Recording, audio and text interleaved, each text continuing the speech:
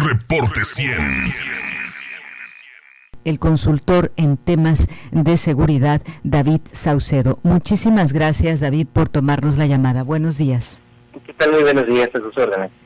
David, ¿qué pasa tras el asesinato de Hipólito Mora? Que ya él había dicho que no llegaría a Navidad, esperaba que esto ocurriera y de pronto pues el impacto de ver la manera en que fue esta emboscada y la manera en que lo mataron.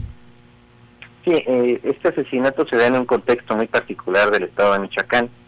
Desde hace algunos meses hay una especie de pacto de distintos grupos criminales, específicamente entre Cárteles Unidos y el Cártel Jalisco Nueva Generación, para dividirse territorios y poner fin a esta larga guerra que ha consumido al estado de Michoacán desde hace varios años.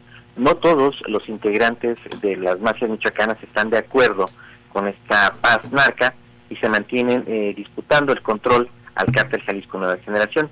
Ese es el contexto en el que se da el asesinato de Hipólito. Habrá que analizar con detenimiento si se trató como parte de esta estrategia de los grupos criminales de firmar la paz, y ante la cual evidentemente Hipólito y algunos grupos de autodefensas que se mantienen en pie de lucha significaba un obstáculo para conseguir este reparto criminal de territorios. Habrá que ver si esto es así. Y en todo caso, el asesinato de Hipólito habría sido pactado por las masas criminales que dominan el estado de Michoacán. En caso contrario, pudo tratarse de un acto realizado de manera individual por algún grupo delictivo, en el que fue señalado de manera previa por el propio Hipólito antes de su muerte, el grupo de los Viagras, en una especie de ajuste de cuentas, y justamente porque Hipólito, al frente de los grupos de autodefensa, obstaculizó la actividad criminal de los Viagras, sobre todo en el cobro de derecho de piso y secuestro que cometían de manera impune en el estado de Michoacán. Ahora, desde 2013 hasta ahora, desde que iniciara Hipólito Mora con esto, 10 años después, ¿cómo podría definir que sigue Michoacán? O sea, lo estamos escuchando, sigue la misma situación. ¿Ha habido algún avance en esta por parte de las autodefensas? ¿Han logrado algo a la par de las autodefensas? ¿Qué ha hecho el gobierno en estos 10 años por tratar de ayudar a que esto siga ocurriendo, esta violencia en esta zona del país? Bueno, las autodefensas han tenido un ciclo de vida desde su surgimiento, llegaron a tener una base social de apoyo muy grande. Lamentablemente algunas de estos grupos de autodefensas fueron cooptados por el crimen organizado, otros mantuvieron su vocación de defensa de los productores ganaderos, de los productores agropecuarios y de los pobladores de distintas regiones de Michoacán. Hubo división al interior de estos propios grupos. En ocasiones el gobierno federal les dio un estatus y un reconocimiento, incluso llegó a proporcionarles armas para que continuaran con su labor de combate al crimen organizado. Después hubo un rompimiento con el gobierno y se liberaron órdenes de aprehensión en contra de varios líderes de autodefensas, como el doctor Mireles o el propio Hipólito. Es decir, las autodefensas han tenido una trayectoria muy variada, con subidas y bajadas a lo largo del tiempo. El propio Hipólito incursionó en la política, fue candidato a una diputación local, fue candidato a gobernador. En ninguno de los dos casos obtuvo la victoria, pero siguió realizando esta labor social, esta labor de apoyo a sus comunidades. Se trata de un movimiento que ha tenido, insisto, altibajos en la región de Michoacán, y lamentablemente quienes siguen teniendo el control de la actividad política, económica y delictiva, pues siguen siendo los grupos del crimen organizado, específicamente las mafias locales michoacanas y el Cártel Jalisco Nueva Generación, con incursiones constantes y contundentes por parte del Cártel de Sinaloa, que han hecho las autoridades a lo largo de estos años administrar el conflicto. No le han podido dar una solución de fondo y lo han administrado sobre todo para provocar la transición política.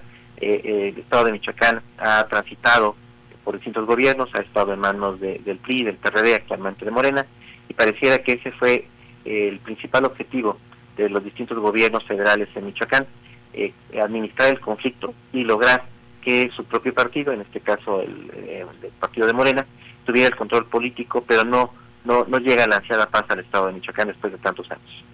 Al morir el fundador y el líder de estos grupos de autodefensa, ¿qué pasa con estos grupos? ¿Quién se quedaría? Se ha mencionado, lo decíamos hace unos momentos en la información que dábamos a conocer, que el hermano de Hipólito podría estar a la cabeza.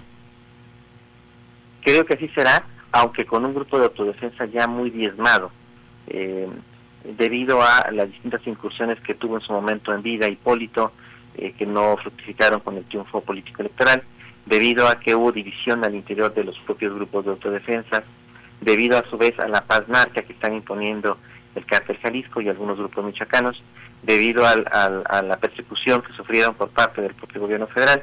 Es difícil saber qué ocurrirá con los grupos de autodefensa. Yo intuyo que seguirá habiendo este tipo de grupos en algunos municipios del estado de Michoacán, pero ciertamente diezmados y ya no con la fuerza que tuvieron en un principio. También habrá que ver si el asesinato de Hipólito se pactó por parte de los grupos del crimen organizado o si se trató de una incursión realizada por los Viagras, tal y como lo mencionó Hipólito a principios de año.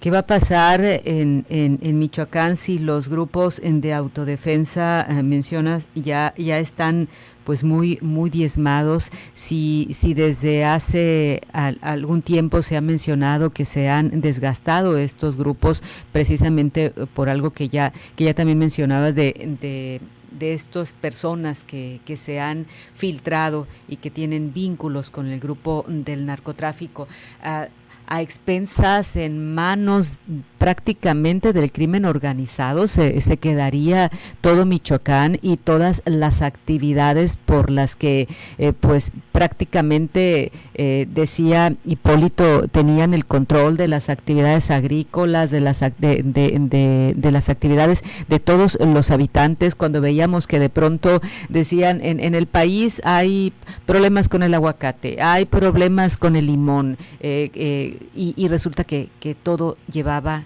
a este control del crimen organizado para hacia las personas que se dedican a estas actividades agrícolas ganaderas. Sí, aunque Michoacán es un mosaico, hay zonas bajo el control del Cártel Jalisco que impone un ritmo económico, cierto tipo de cobros de derecho de piso, ciertas actividades, mientras que hay otras regiones del estado de Michoacán que siguen bajo el control de Cárteles Unidos, de los Viagras, sobre todo. Sí hay otras zonas con grupos delictivos independientes que no tienen vínculos con los dos anteriormente mencionados.